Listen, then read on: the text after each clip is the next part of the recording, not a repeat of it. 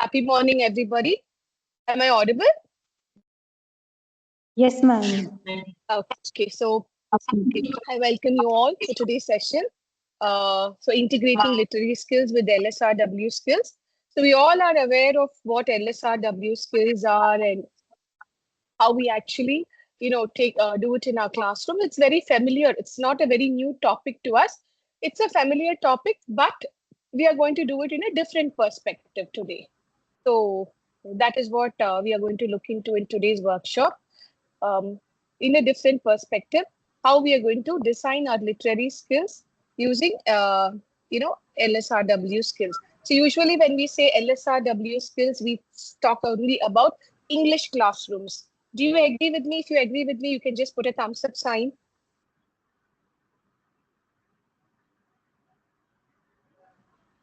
Yes? Do you all agree with me? So today I would like to introduce Ms. Deepa. Deepa ma'am, today she's along with me to coordinate this, webinar on designing literary skills using integrating LSRW skills. We have our TLRI expert, Mr. Madan Kumar, who will be the organizer and moderating this session for today. And Ms. Deepa will be supporting me with all the technical aspects for this webinar. So I welcome all the participants, Mr. Madan Kumar and Ms. Deepa, for this webinar this morning. So to start with the webinar, I thought we will go with an activity. So today I have designed a couple of activities. Maybe we have 3 activities, but all that is a Padlet activity. For the first Padlet activity, this is what I hope to learn today. So Deepa ma'am will be sharing the link in the chat box. So you can click the link and you can start just posting your thoughts and ideas that what you hope to learn today from today's session. I hope to learn to integrate literacy in our units of inquiry. Very nice. Innovative ideas in LSRW, how it can be effectively implemented in the classroom. How to integrate these skills in the core subjects, yes. Designing language activities integrated with other subjects in science, social studies, math, yes. We will be getting answers for this. How to help kids to develop these skills, yes. Integrating LSRW skills. Yeah, Sorry, there are Madan? a couple more answers in the chat window, ma'am, to integrate LSRW in literacy units, upgrading skills in teaching, listening, research, practice, reading. Okay. To improve learners' ability to comprehend, interact, and express ideas effectively through these 4 skills, yes. Any more couple of answers? Upgrade my skills in teaching. Okay. I will gain from this session different ideas, different activities, new methodology. Yes. So yeah. So I think my thought process is also aligned with all of your ideas that you have posted here. Katvitalin, Mayakaru. Yes, definitely, ma'am. So I think now all of us, our thoughts are also aligned in the same thing. We are all on the same page. So let's move on into the presentation and see like what we have, what we're going to discuss for today. So workshop objectives. So today's objectives for this workshop is understand the LSRW framework, develop integration strategies, create adaptable activities, and collaborate and create. So how we understand, so our understanding would be different. We will have different perceptions of this LSRW skills. And most of us, it's always like LSRW, it pertains only to language subjects, English or other languages. So how are we to integrate it in science or math or social? It's always been, a debatable question. Some clarity, we do not have some clarity on these. And yes, develop integration strategies. How do we integrate these skills in each subject so So we do have some examples. I have some examples to present to you. So how you can integrate all the four skills in each of the subjects that you had asked for. Then create adaptable activities. Yes, easy activities that can be created in the classroom, or it can be even spanned through, as a weekly activity for the child, so that you can use it as a portfolio activity, or you can use it as a project activity, and collaborate and create. How so that we can collaborate with our peers, sharing ideas and our hits and misses in the classroom, and then to create a very tangible, clear teaching strategies, so that the children are able to understand the curriculum that we are transacting to the children. Yes.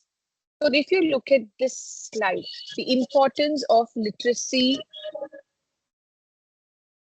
across all subjects. So when you impart these four skills, 87% of, you know, it enhances the higher academic achievement. So when children get strong in these literacy skills, it helps them to, whichever subject it may be, their academic progress success becomes almost to 87% here. And career readiness, so students are very very clear, they are ready for the career, because if you see, children lag in writing skills or children lag in speaking skills, because we always focus on teaching assessment, so we don't think about getting them ready for the career. So then, we are in a position where children, how to do this in the classroom, and children are also lost when it comes to speaking spontaneously or having group discussions, because we always feel only English classrooms should have these, or language classrooms should have group discussions or debates or any kind of speaking activity that will hold good only for language classrooms. So when we integrate all these four skills in each of our subjects, we indirectly prepare the children for their career also. And the National Education Policy of 2020 also emphasizes that literacy as a foundational skill that transcends subject boundaries. So that is the main focus of the NEP 2020. So they also state that research suggests or demonstrates that students with strong integrated literacy skills show improved critical thinking and problem solving abilities across math, science, and humanities. So these LSRW skills, integrating them across subjects is very, very important. So by integrating these LSRW skills across all the subjects, we create multiple pathways for literacy development pertaining to the respective subject. So now, what are LSRW skills? So all of us know listening, speaking, reading, and writing. So these are the four LSRW skills. And if you see, all these four skills are interconnected. It's not that each skill stands apart from each other. So developing proficiency in all the four only then helps the student to achieve maximum success. So listening and reading, we say it is a receptive skill, because when we listen, we assimilate a lot of ideas. We assimilate a lot of, in the conversations that we listen when people talk. So we develop the language skills, that is one thing. And also we also understand how that eats in the subject. Maybe it is probably in a science class, science subject, when we listen to somebody discussing or about a theory or debating about a theory. Yes, we develop that intuitive skill, we develop that knowledge about that particular science concept. So listening makes us understand, taken knowledge. Likewise, reading also makes us taken knowledge. That is why we call it as a receptive skill, because through reading also we understand and we assimilate knowledge. And speaking and writing are productive skills. So what we listen and what we read, we use it in our speaking and writing. So that is why we call it as productive skills. So these four LSRW skills, they are not isolated. They are all interconnected system, and proficiency in one skill area will typically enhance the performance in the other three areas. So it's not that we have to worry about, okay, I was just talking about only doing only listening skill in my classroom. So how will my child be able to do something, write something? Definitely when the child is listening, understanding and assimilating, when it comes to writing, maybe solving a math problem, or when it comes to writing science, what you say, procedures in a lab, when you for your practical classes, or when it comes to an English classroom to write a summary or something, definitely this listening skill will transcend into a writing skill. So automatically, it as all one skill will enhance all the other four skills. Now we have a small activity. So when we talk about integration of LSRW skills, so what comes to your mind when you hear LSRW integration? Because actually this is like integration is becoming a very common terminology in teaching learning process now. We have to integrate. Earlier we were talking about subject. We used to have multi subject projects. We used to have integrate different subjects and have projects. That is, see, we had in the CBSE also once. Once upon a time, CBSE was encouraging that. So whatever we do, we are integrating with the other subjects and see like what we study in English. Maybe it has some connection in science, or maybe it has some connection in math, or it has some connection in social science. But now we are talking about these LSRW skills. How are we going to integrate in the classroom? So you can just post your ideas. The link has been shared in the chat box. So we are having responses.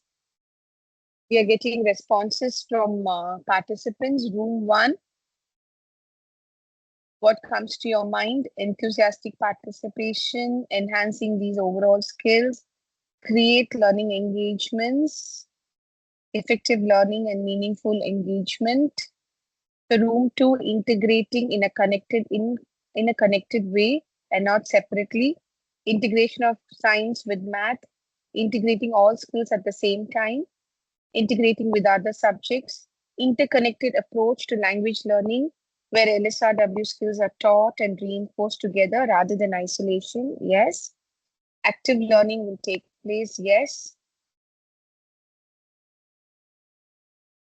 Practical activities and real life learning experiences and applications are used in the classroom. Yes. Definitely it will enhance their soft skills, no doubt about that.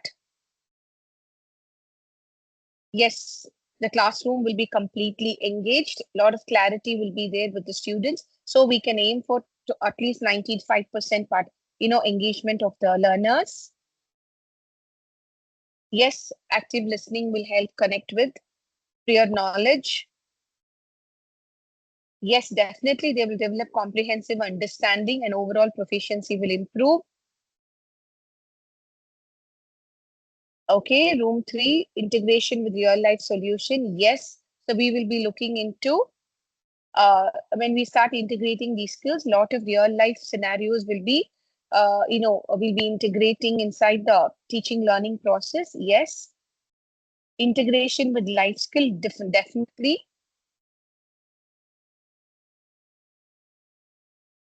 Integration skills in one class can be done through well-structured.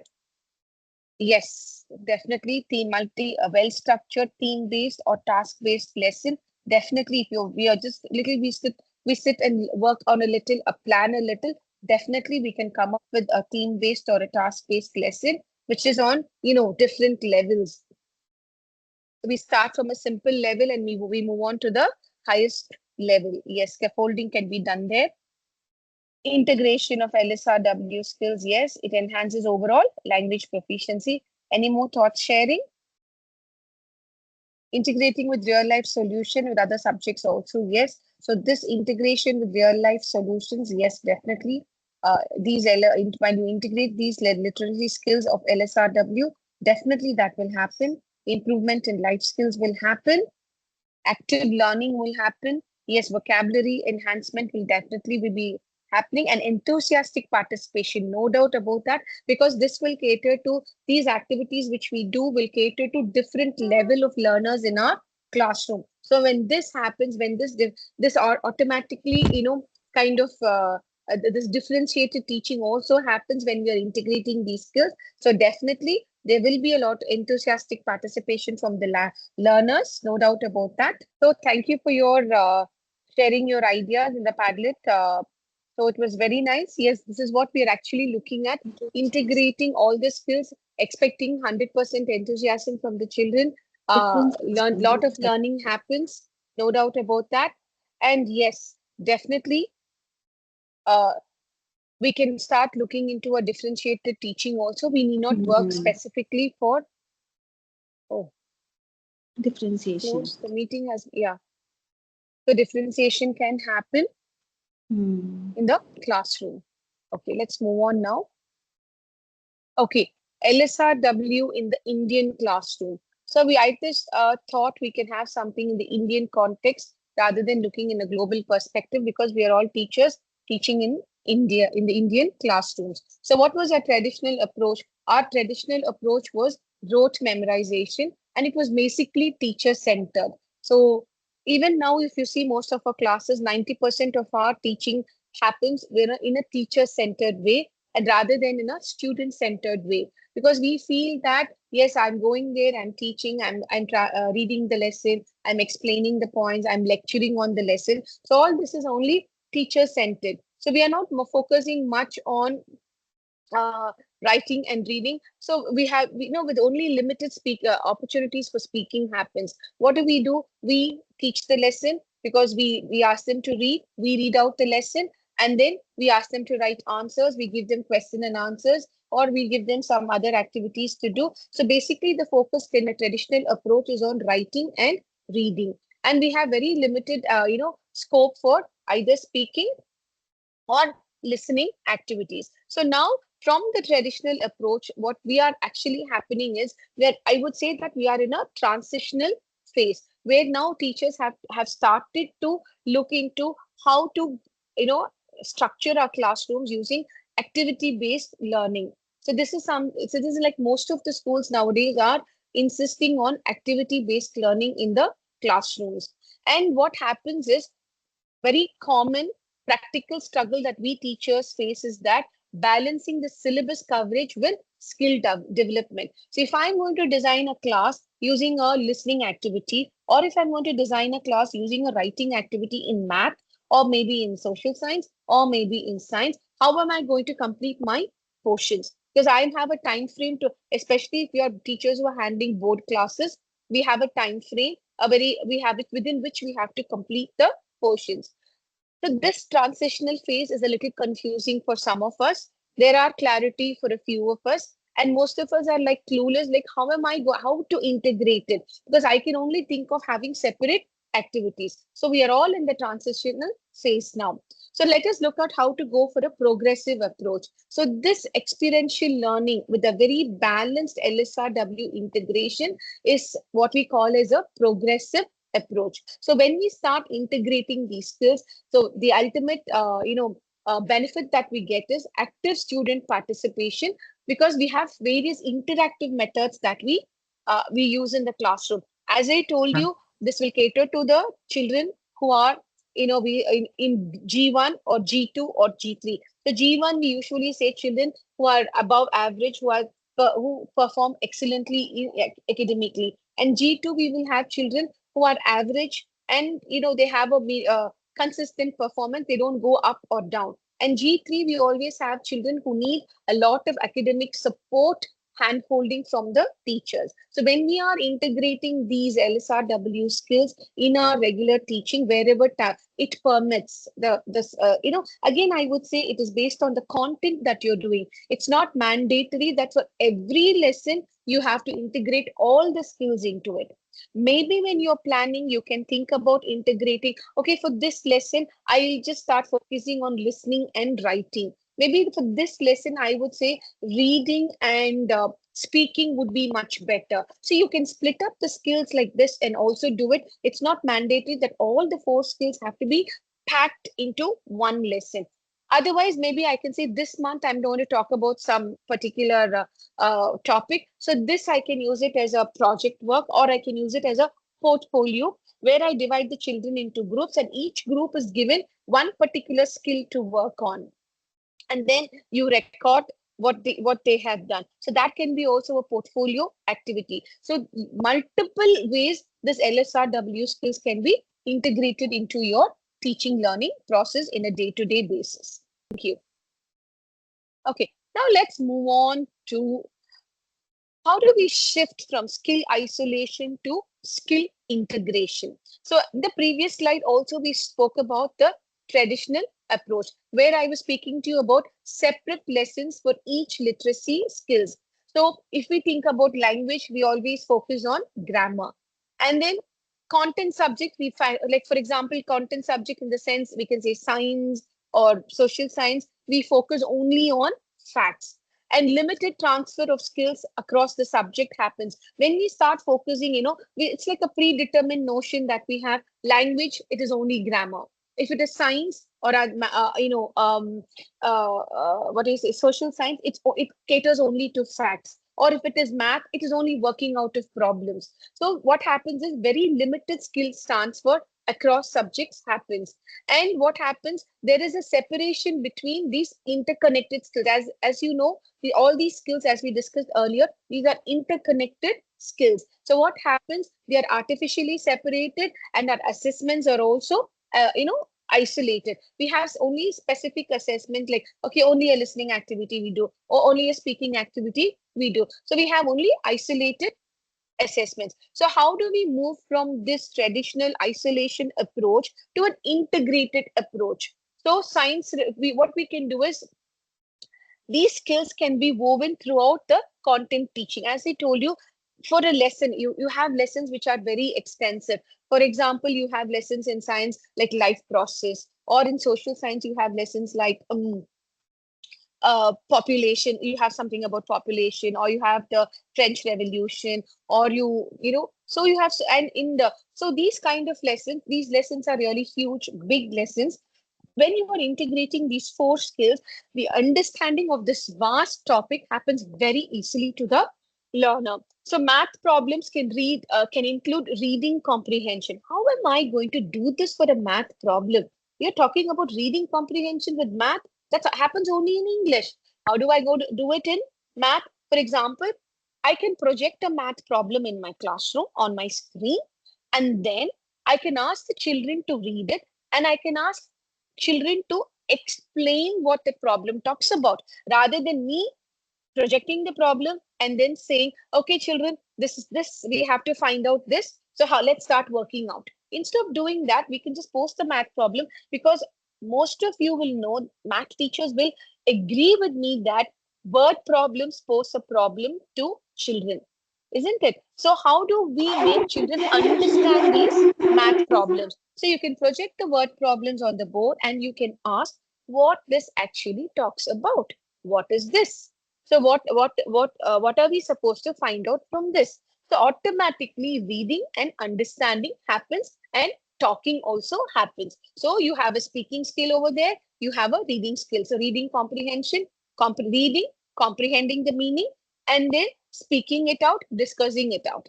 History discussions enhance speaking skills. As I told you, when you have a lesson on French Revolution or the Russian Revolution, you can talk about how for example, in the French society, you had the role of women, how the role of women changed. So now you can connect it with that, what the child is studying there, with the role of women in the present scenario today, in today's world. So you can have it need not be a debate, or it need not be, group. It can be a group discussion, simple group discussion, where children just come and, speak about your thoughts and ideas. So this cross curricular reinforcement. So you can go across subjects. For example, English teacher can, when our English teacher is talking about, for example, in a grade 11 classroom, you are talking about a lesson where it talks about the post-war scenario after liberation. What happened after the Nazis were defeated. So that you can connect. Maybe you can speak with the history teacher and get some facts, and you can talk. Or Like that, you can, have a cross-curricular reinforcement that can happen. Or, for example, in an English classroom in grade 10 or grade 9, you have something about Nelson Mandela. So if you have something connected with apartheid or, a freedom struggle, we have the Indian national movement in social science. So the English teacher can get some inputs from the social science teacher, and the English teacher can connect that with Indian freedom struggle. So like this cross-curricular reinforcements can definitely happen. Or the English teacher can request the social science teacher to talk about this when they talk about the freedom struggle. So they can also talk about a little inputs about what happened in South Africa, like what was the freedom struggle, what is apartheid, a little on racism and things like that. So when we two subject teachers start working, this cross-curricular reinforcement will really help the child understand the background and the facts. Then authentic and holistic assessments. So assessments, rather than having these isolated assessments, we can have really a holistic assessment that we do, so that we this integrated approach really works out well in the classroom. Okay, foundations of a literacy unit. So how do I measure, create a literacy unit? So what are the main things that are there in a literacy unit? So a very well designed literacy unit maintains alignment between curriculum standards. So whether it is a CBSE curriculum or whether it is an ICSE curriculum or a state board framework, doesn't matter. So the most effective units that we create using a coherent learning journey is where students start understanding the content. So first we have to start looking at measurable objectives. So when definitely all of us write learning objectives when we start working on a lesson plan. So now we have to have clear objectives for the LSRW outcomes, which are aligned to the expected standards of teaching. Then subject specific concepts and vocabulary. So when this content knowledge is also very, very important. So we have to start, focusing on subject specific concepts and vocabulary. Okay, so in this activity, I'm going to focus on these vocabularies. The child, at the end of this activity, the child should understand this theme of the lesson or the vocabulary connected to this particular lesson. Maybe you have a geography lesson about climate, or you have a geography lesson, a civics lesson, or if it is going to be even a math lesson. So for this particular math concept, the child should be and knowing all of these. So that is when we have to start, chalking out when we are designing a activity. Engaging activities, multimodal tasks addressing all four skills. As I told you, you can use a speaking skill and a writing skill. You can use a listening skill and a speaking skill. You can use a reading skill and a writing skill, or you can use a reading skill and you can use a speaking skill. So all these skills are interconnected. So what kind of activities we do? So we have a lot of technology also available now. For example, as the Padlet activity that we are doing now. So we were doing Padlet activity, we were doing Mentimeter, we were doing Kahoot and all that during the COVID times. Why not reintroduce it now in our classrooms also? It can be done. So little thinking on how we can do it.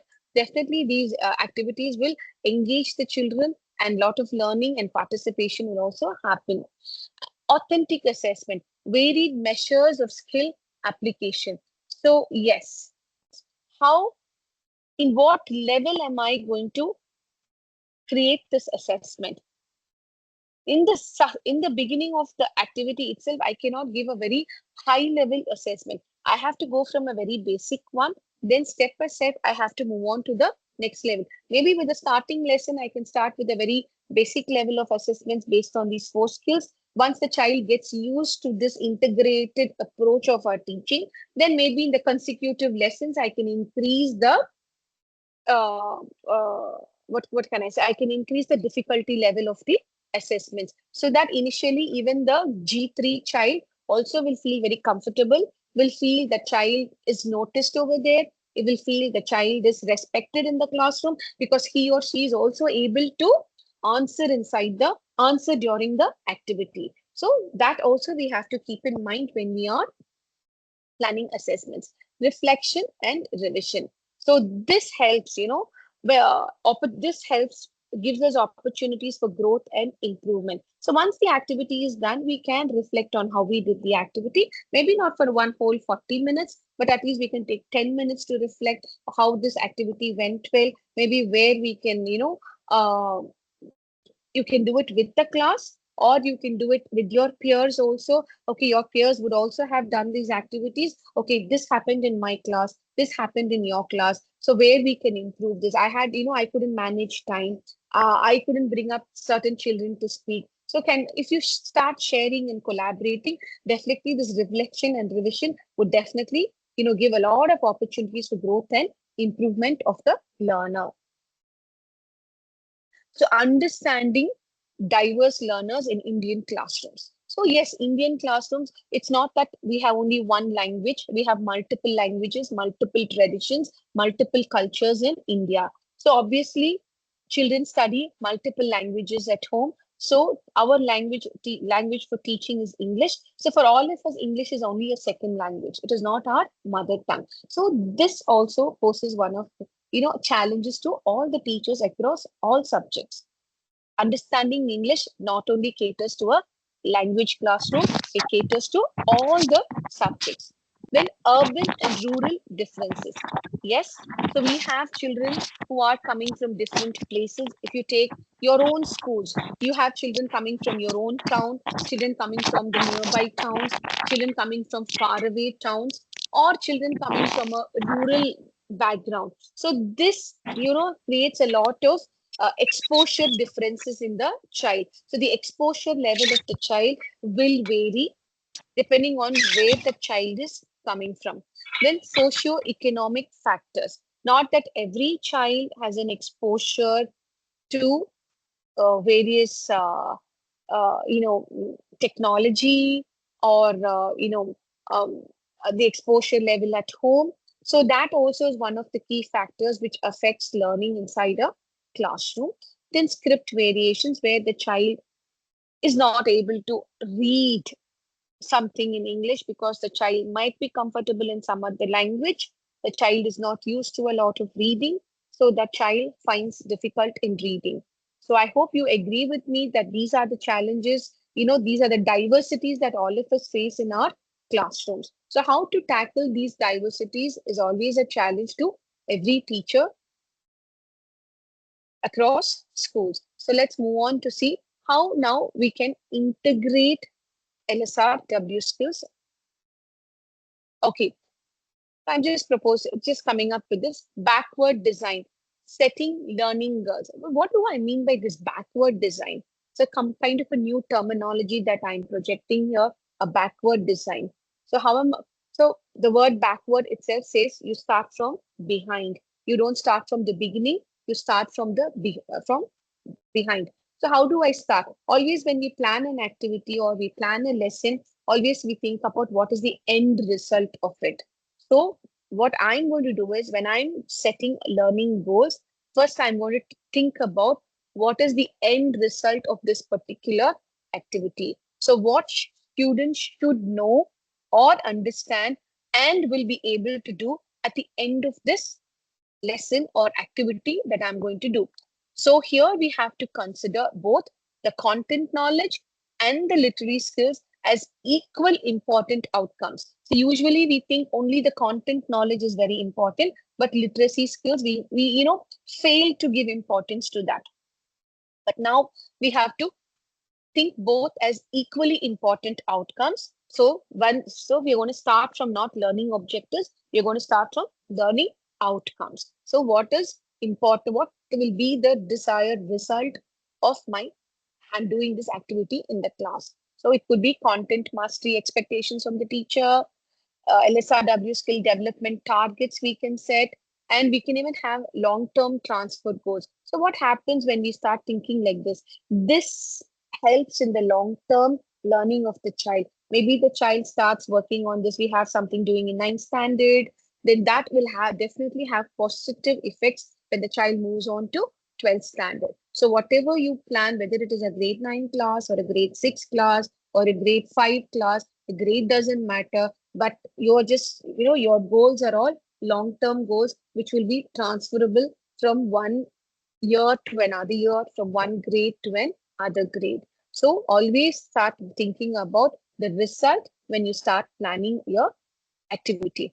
Determine assessment evidence. So how will I come to know the students have achieved the desired results? So we have to plan varied assessments. It could be both formal and informal, because the moment we think assessments, we only think about giving a small test, a written test, or a dictation test, or it's always like that. A paper pen test is what always comes to our mind when we think about assessment. That is formal assessment. But we can also have lot of informal assessments. I do some activities in the class, I complete the lesson, then maybe I have some time, so I can have a quiz on that lesson, or I can have, I can ask children to frame questions and come, and then I can ask children to ask questions to one another, or maybe I can ask children to come and speak or explain what they understood from the lesson. So these are all informal activities where speaking skills is again, they read,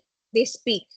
So these two skills, or maybe you can even have a audio, a podcast or something based on that lesson, that, or you can record your own thing and project it to the children, and then you can ask the children to come and share their ideas and thoughts about it. So a lot of assessments can happen. So paper pen test alone is not an assessment. These kind of varied informal assessment we can do, again depending on the content that we are transacting in the class. And we can also give like self-assessment opportunities where you can just give a questionnaire kind of thing where the child, is able to assess what the child knows. You can break up the lesson into important points. You can ask the child to sequence the points. Your reading skill is tested. The child has to read, understand, and sequence it. So different kinds of self-assessment opportunities can also be given, or you can have something like a peer correction or a peer teaching. So any kind of assessments that you can do in the classroom. Next, designing learning experiences. So this is very, very important. What kind of activities I do for what lesson, and the materials that will help the students to succeed. So this should be practical. One, accessible. Accessibility is very, very important. Accessible to resources is very, very important. And then, will the activity be to the level of the child? Next one. And will the activity correspond with the lesson or theme that I am teaching? So this is very important, because what do we do is, okay, I have to do a reading, a listening activity, or I have to show something to the children. I go to YouTube, I download, and I project it to the child. What actually the child learns from that, we do not know. We don't assess that. The child, if for that child, it's a 30-minute short movie the child is watching. So we might, 50% of the class might be attentive, 55% of the class might not be attentive. So we also should see where the child, because every learning is a good struggle. So how the child actually takes up this learning, what kind of learning happens here. So maybe after the video that you do, you come to an informal assessment, ask children to speak about what they understood, or what is their reflection on what they saw. So this also is very, very important. So sequence experiences to build complexity. That's why I said scaffolding instruction is very important. We start from a simple activity and we move on to a complex activity. So again, you might wonder, how am I going to do it? A simple activity to a complex activity in one lesson. As I told you, a simple activity is that reading that worksheet that you're giving, and they're sequencing it or finding out the errors in it, or is it true or false. It's a very simple one. Then the next level of thing would be, you would again be giving them some activities, like maybe you'll ask the child to read and come and present a seminar in the class. So that will be the second level of instruction. So scaffolding of instruction is very, very important when you design learning experiences. Then balanced skill practice. So again, balancing should be there.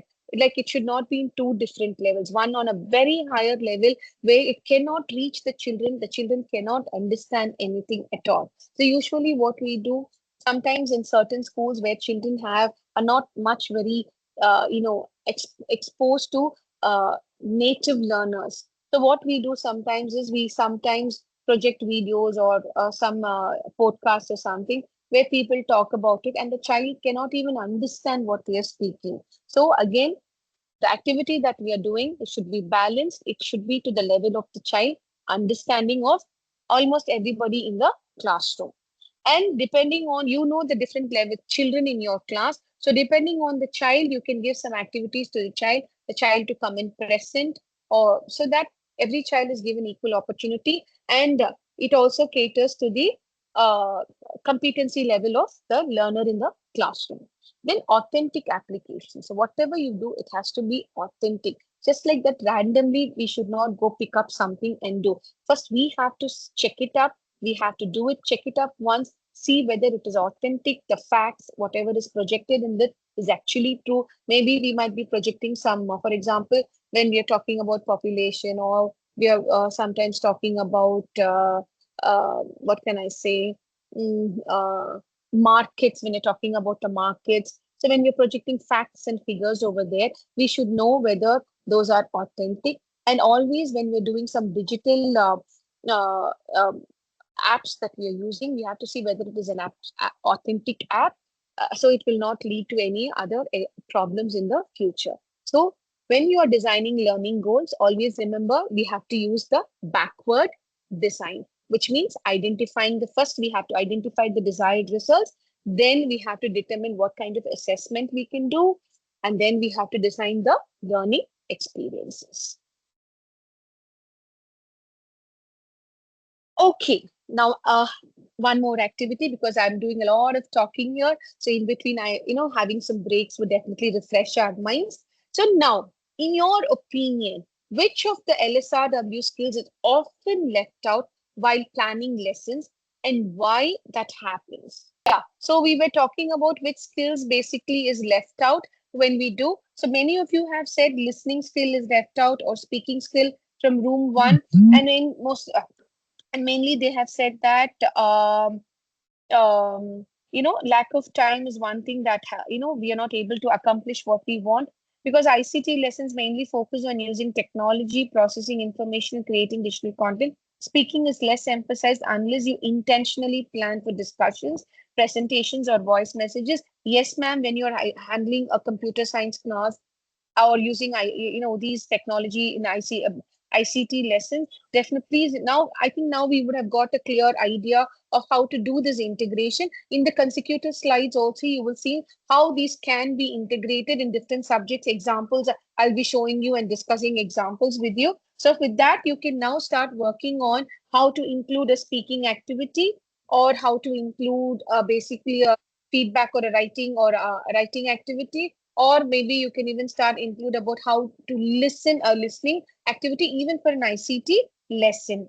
Yes, listening is left out most of the time, speaking and reading. So yes, so when I come to room two, I also have here listening, writing is also left out. Most of the people, you have said like it's speaking and listening that is left out. And reading also takes an equally important place there. So speaking, reading, and listening is left out.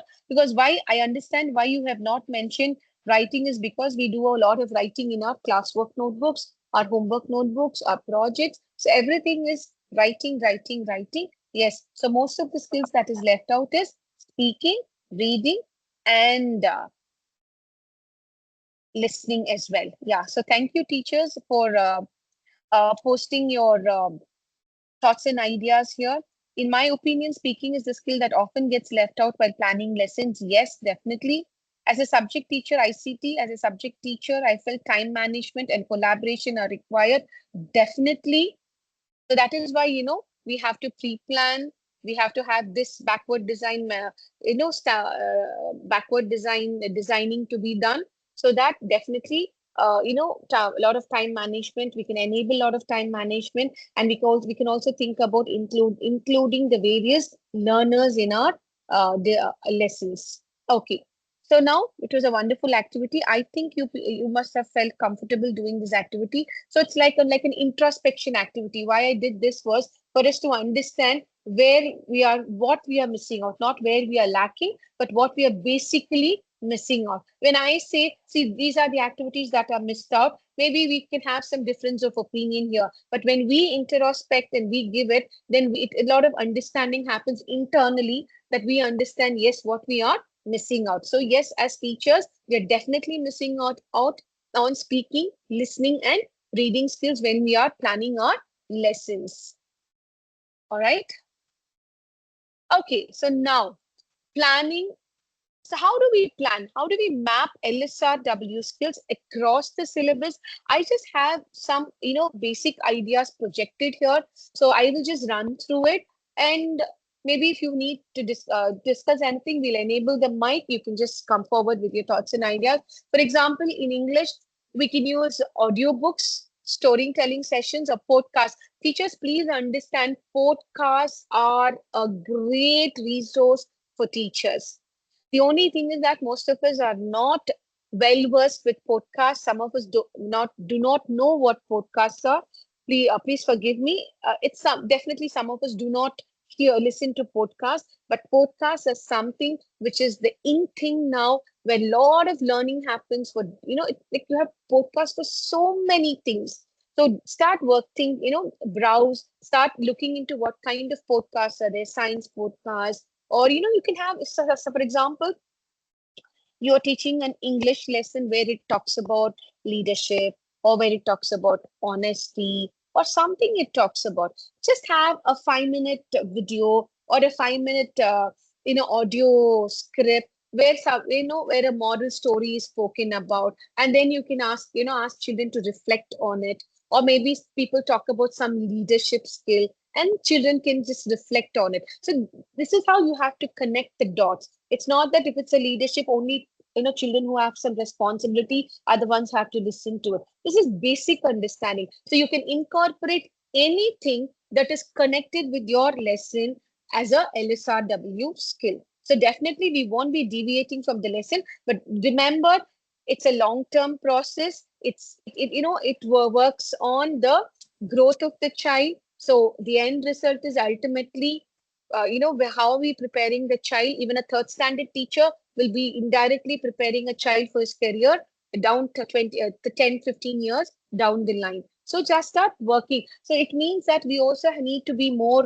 informative about what kind of resources are available. Because now, you know, uh, you Google it, you have n number of resources that pop up. So you start researching on it and start working out planning. Speaking, how do I integrate speaking? I can have group discussions, I can have storytelling, I can have role plays, I can have speeches, I can have dramatization. So you can wonder, like, what is this storytelling? You can ask a child, okay, this is the lesson that we learned. For example, again, discrimination, Nelson Mandela lesson. In your day-to-day life, what kind of discriminations do you observe in your homes or outside on the road? So that is a kind of a storytelling session. The child tells his or own story, what the child has observed. Or you can have dramatizations of the lesson that we most commonly do. So teachers, please understand how we can relate. So when the child talks about something, what he sees or what he knows makes the child more confident. So start making associations like that. Then reading integration, reading short stories, poems, or plays, or news articles. Here again, maybe again we have this something called as time constraint. Maybe as a holiday homework, you can give a short story, or as a weekend homework, you can give a short story, or you can just take some excerpts from a short story, or maybe you can give a poem to a child and just say, just interpret this poem. What you can do is you can flash the poem on the board. The child reads the poem. Okay, come tell me what is your interpretation of the poem. Kind of, it breaks the monotony, right? For example, you have a poem, and you have a corresponding poem like that. For example, we have Voice of the Rain in grade 11 for English teachers. The same thing we have a Kahil Gibran's poem where he talks about, he beautifies the rain.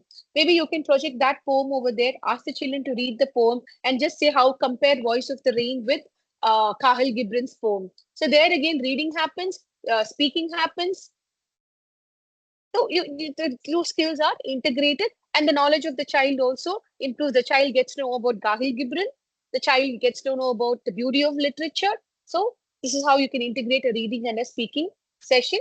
Then writing paragraphs, essays, diary entries. Yes, These are all the writing items English teachers do as a part of CBSE curriculum, but you can have a diary entry, a portfolio as a diary entry.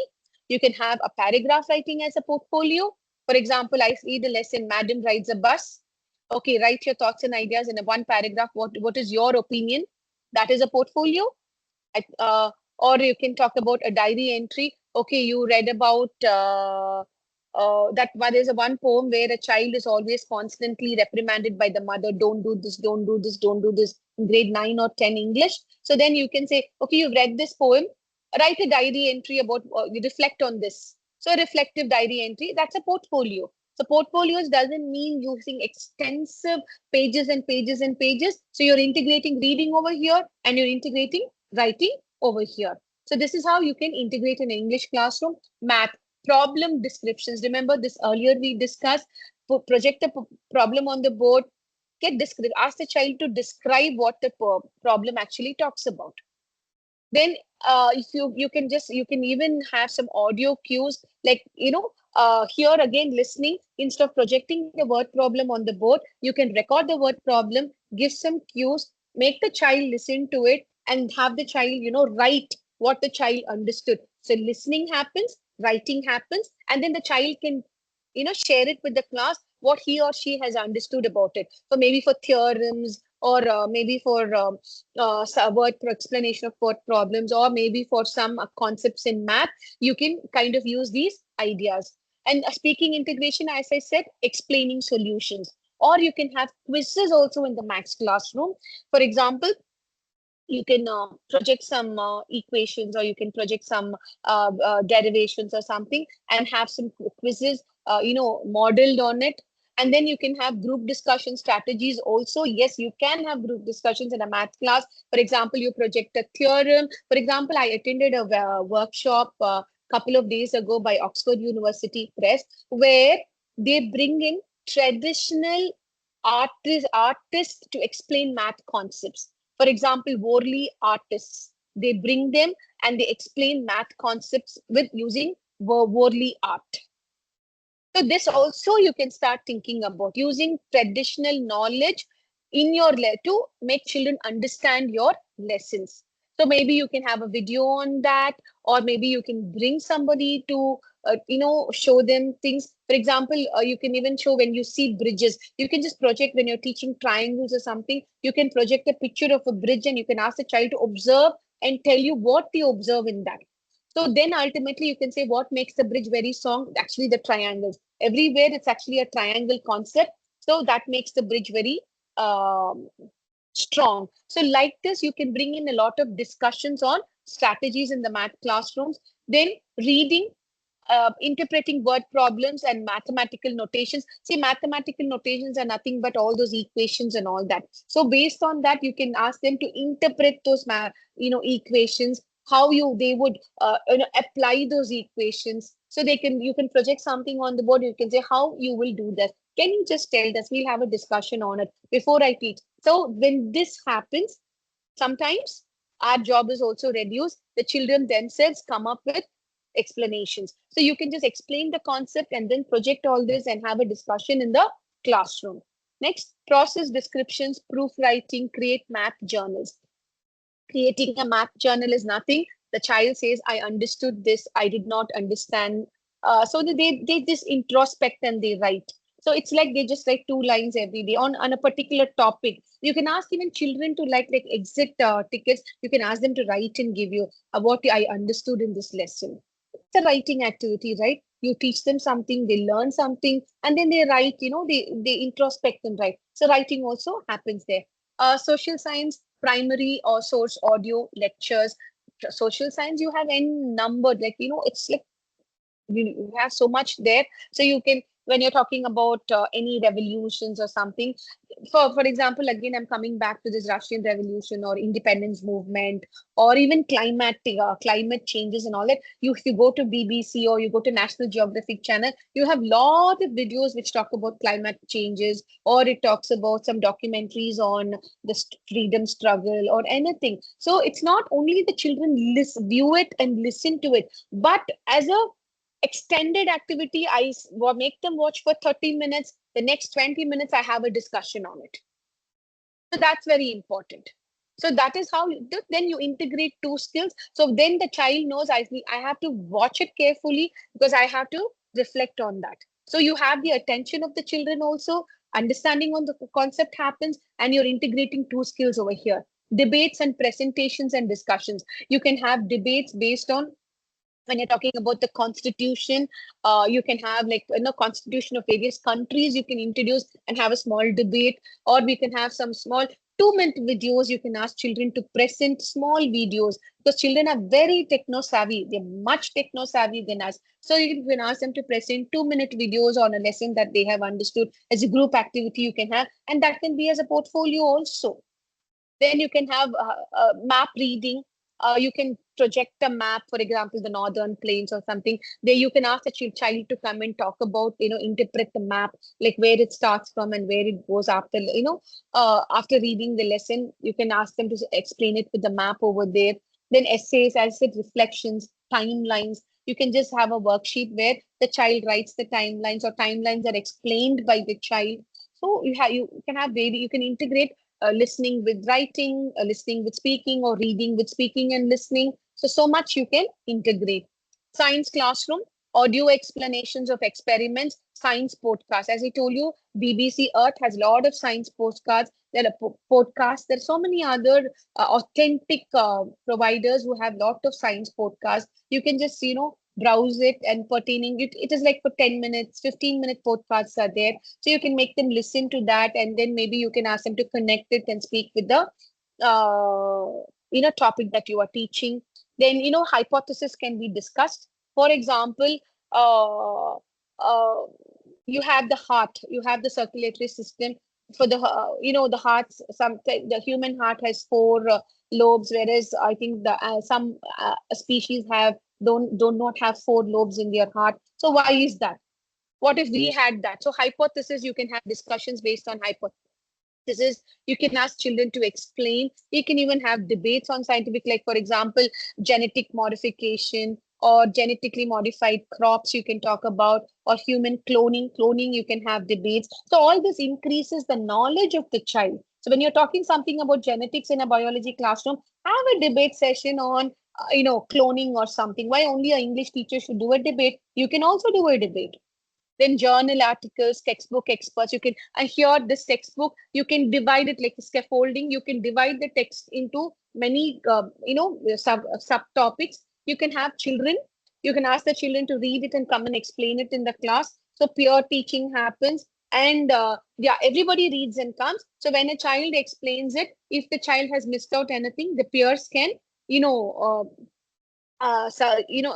given those topics. So here peer learning also happens. So reading happens, speaking happens. Then laboratory reports, scientific summaries, and science journals. You can ask them to write. Lab reports, you do an experiment, you don't ask them to, you don't dictate the notes, you just ask them to, you have done this practicals, you write a lab report on what you did, and write a small reflection also. 9th and 10th, they can do it. Maybe 11th and 12th, it's not possible. For 9th and 10th, you can try this out. Now I will just look into certain strategies how we can integrate listening skills into our teaching, because I have in the previous slide we just saw about how to plan a mapping lesson on LSRW skills across syllabus. So now in individuals skills, how we can integrate. So we have audio text companions where we can provide audio recordings of textbook content, maybe a poem, English classroom or a Tamil classroom. You can make them listen to the poem that you're going to teach, and then you can ask them to reflect on what they read, what they understood, and then you can start your teaching. Then for science subjects, you have utilized Indian context podcasts like Science VS India. You have BBC Earth, as I told you, or you can create your own classroom podcast also. If you really have the time and space for that as an activity or anything, you can do it.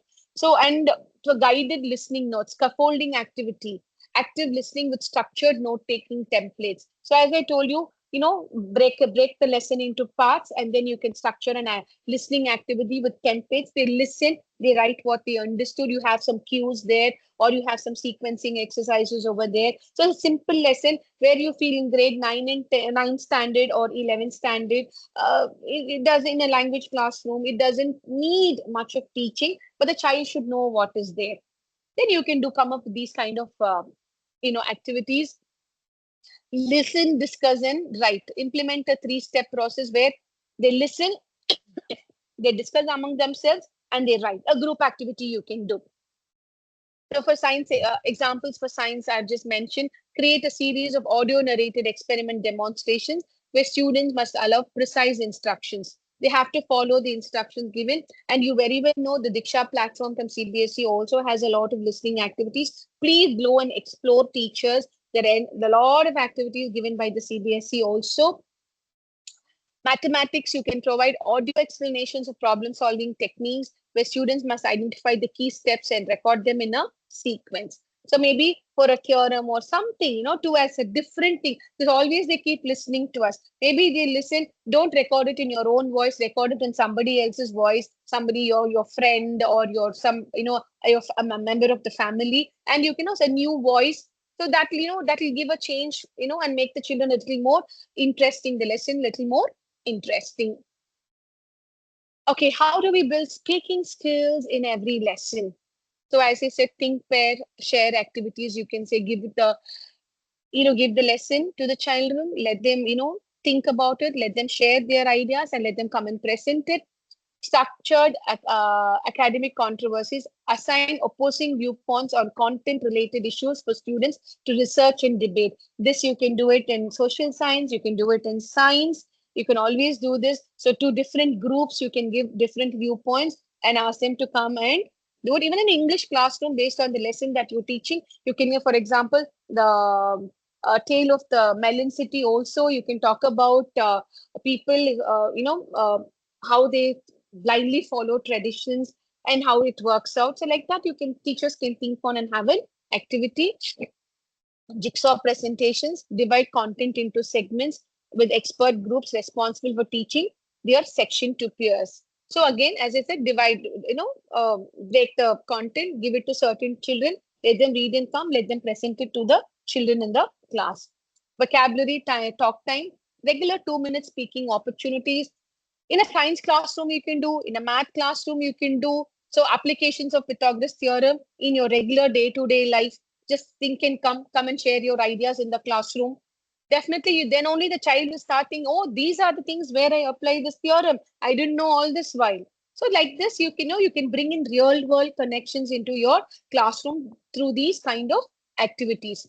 For social studies, I've just got an example here. Implement a model UN format. For example, you're talking about, as I said, different forms of government, the federal government and things like that. You can have a small, give them a format and ask them to come, explore and come. And then you have children representing, one child representing India, one child representing France, and the other representing the UK, and the other representing the US. And they talk about their types of government. It's not need only be a model UN format, but the child can talk about what kind of federal government is India having. So how is it in China, or how is it in the UK, or how is it in Russia, or how is it in the US? So each one represents a country, and they come and talk and discuss about their forms of government. It gives a wonderful exposure to everybody in the class about the different types of governments that exist throughout the world, rather than you speaking about it monotonously to the child. So reading in every subject, survey text features, preview. So what do we do? Is you first survey the text features, make predictions, and activate clear knowledge before reading. So children should also have some input before they go ahead with the reading activity. Then once they start the activity, generates purpose setting questions to guide the reading. It should be a focused reading activity. Then engage with text using appropriate strategies for text. So it could be, what kind of text you are using. It again should be the level of the child. Language is very important, whether every child will understand the language in the text. Just like that, randomly I cannot go choose some text from somewhere, from some internet from some website or a URL, and I can't give it to the child, where the child may not understand the language at all. Maybe then you take something from the Hindu paper, the Young World of the Hindu paper, or from the magazine section of the Hindu or the Times of India, the Sunday editions. Then I can give it to the child to read about it. So it depends on how the language, the appropriateness of the text, the level of the text is very important. Mark key concepts, vocabulary, and connections during reading. So even this you can do not only for something else. See, this helps in comprehension and making the child understand reading comprehensions actually, and it helps in your day-to-day lessons also, a science lesson. Or instead what we do, okay children, I've read this lesson, I have taught this lesson, come on, underline all the key points, and we dictate all the key points and the child underlines. No, finish your lesson. Okay, come on, today you are all going to read. I finished the subtopic, we have 10 minutes more. 5 minutes you read what I taught and underline the key points. Then we will discuss whether we have the key points. Then you can say, see, these are the key points. Have you underlined it? So this helps the child to, because many children will say, we do not know how to identify key points. So this activity will help the child to identify the key points. Then reviewing, summarizing it, you can ask them to summarize, and you can, you can supply some information after reading, so they can apply the information what they read, as an input for a speaking activity or a writing activity, or a speaking activity or a writing activity. Maybe listening will not come into it. Then writing to learn. So writing is a very, sorry, I think we are little overboard. Madan, can I have just another 5 to 7 minutes, Madan? Mr. Madan? Participants, can you just give me a thumbs up sign? Can I utilize maybe another 10 minutes extra? Participants, I need your encouragement and support on this. Can you give me a thumbs up sign? Yes, ma'am. Yes, ma'am. Are we getting? Oh, okay. Thank you so much. Okay, writing to learn. So writing serves as both as a learning tool and as an assessment opportunity also.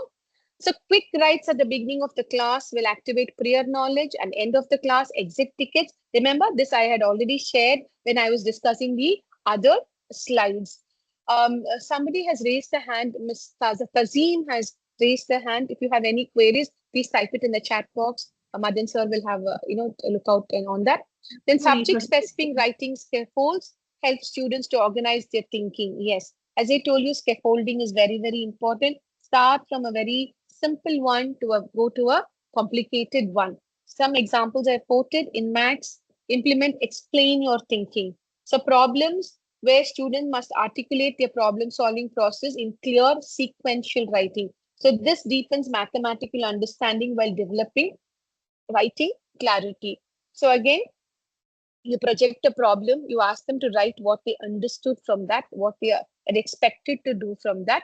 Then you can ask them to read it out. So this reading is happening, then their writing is happening, and then they are speaking. So 3 skills you are practicing here in this math class. Science, structured lab reports, claim evidence reasoning frameworks that emphasize scientific thinking while building argumentative writing skills. This all, as I told you, lab reports. You do a practical lab activity, ask to write the lab report. What even a computer class they can do, a lab activity they can do. As a reflection, they can write on what they did in the lab activity. So they can give evidence to it. They can reason out why they had to do this, why they have inferred it that way. So that they can do. So they are doing something and they are writing here.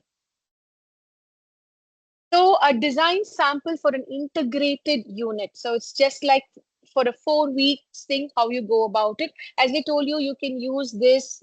It's not you have to design it only for 4 weeks. You can even design it, how long the lesson goes. So the first week or the first day, you introduce and build the background. So what they do, how do we build the background? How do we introduce? We can use things like a listening exercise where students listen to expert interviews about conservation efforts in the Western Ghats. So if it's a social lesson, you can pick up something, related to the lesson and make them listen. So you take them, this is like, something that is related to the lesson, but some new information they're getting, some extra information they're getting that will strengthen the knowledge what is given in the lesson. Then discuss key Hey, environmental issues. Ma'am, can you please mute your mic? Then discuss key environmental issues. So speaking activity happens. Then read introductory texts on biodiversity. So when you, for a lesson, you can have 3 activities. You can integrate 3 activities like listening, speaking, and reading. So if you take a science text, if students read scientific text about endemic species, discuss findings in expert groups, take structured notes from documentary experts. So here you have about, the plant species that, are very specific to Western Ghats or something. Then, yes, they read about those species over there, and then they write about their findings. So this gives them some extra support and extra knowledge about what they are doing. Then analysis and synthesis, how do you do it? Students debate conservation approaches, annotate government policy documents, write analysis paragraphs, listen to peer presentations. So you can do any of these. They can debate on the conservation, what types of conservation approaches they have in the Western Ghats, or about deforestation or any topic that you do, and then they can start talking about government policies, what policies support this conservation process. And if you want them to make them write an analysis paragraph, you can make them write. So here all 4 skills are being integrated, but you can use any 2 skills. Again, time constraint is something, a big thing for teachers. It always stands before us when we teach. So you can, we have to be very prudent about choosing what skills we are integrating. As I already specified at the beginning of this webinar, it's not necessary all 4 skills have to be integrated or incorporated in a lesson. You can choose as a beginning activity, you can choose 2 skills, as an ending activity, the other 2 skills, or through the lesson, you can incorporate 2 or 3 skills. So the burden of it is not known to the child, and you're also able to finish the lesson within the time that is allotted to you. So this sample social science unit on conservation and biodiversity in Western Ghats demonstrates how content objectives and literacy skills can be systematically integrated throughout a 4-week learning sequence. So creating multiple opportunities for skill development with meaningful context. So as I told, you can need not expand it for 4 weeks. You can do it within a week, because if you have 9 periods, you can maybe you can finish the lesson in 6 periods or something. Then you can give some activities which they do it, or they read it, or they listen to it, and they transfer it in the notebook. So like that, you can plan your activities. So where you take care of your classwork notes as well as your teaching and learning as well.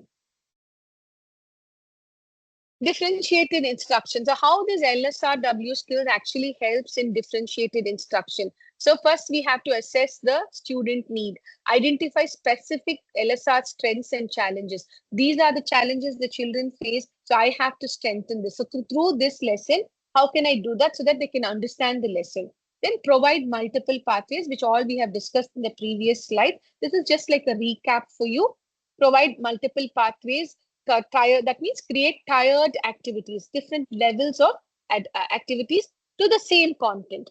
Implement scaffolds, offer temporary, and here scaffolding also on the part of the teacher is temporary support you give. In the initial beginning, you give the support, and slowly, for example, as I told you, you read and underline the key points. So the initial support that I give as a teacher would be, see, you read this, what is the meaning of a key point, how to identify it. I just give an input to the child. Then I leave the child on his or her own to underline the key points. So this is how I have to scaffold my intervention with the child. Yes, definitely we have to monitor the progress, track the growth, and adjust supports accordingly. So we have to see what worked out, what did not work out, how was the progress of the child. So once we start, this is not a 1 day's effect. It's like, it's a slow and steady process that happens. So from the beginning, from June, when we start, maybe at the end of the academic year, definitely you will see that the child has gone from level A to maybe level B or C or even D as the highest level, so that these learning experiences will definitely improve the academic excellences of the child also. Yeah, so assessment measuring LSRW skills. So we have different types of assessment. I've just mentioned a few over here. What kind of formative assessment, the little ones that we do, exit tickets, four corners vocabulary assessment, quick writes to check understanding. As I told you, okay, quickly write 2 lines and give it to me. Structured observation during group work, how the children are doing. Are they in a good struggle, or are they in a bad struggle, or how are they just managing to do something? Then you can use, as I told, digital tools like Kahoot and Mentimeter. It is not only for digital classrooms. You can also give it as a homework, because now all schools are equipped, with this thing. Or even you can do it in your ICT lab. You can take the children to the ICT lab and have a Kahoot activity done, or a Mentimeter activity done, or a Padlet activity done. Anything can be done. You just book your ICT lab early, prepare your lesson. Okay, children, today's lesson is there in the ICT lab. You're going to do work with the tool. So that gives a different perspective to the lesson itself. Then student self-assessment checklists, you can give it them.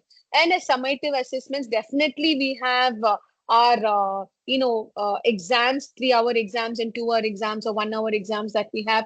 Content-based discussions with an assessment criteria. So as a speaking activity, instead of giving a topic for a speaking, you can say this lesson today, these for 10 of you or 5 of you are going to discuss and speak. So that that you can divide the theme of the lesson, divide the children into groups. Okay, this is what you people are going to discuss and present to the class. So based on your criteria, assessment criteria, you can give them marks for speaking skills. So speaking skills doesn't mean in an English classroom on some topic has to be given and the child speaks on it. Written reflections, digital portfolios.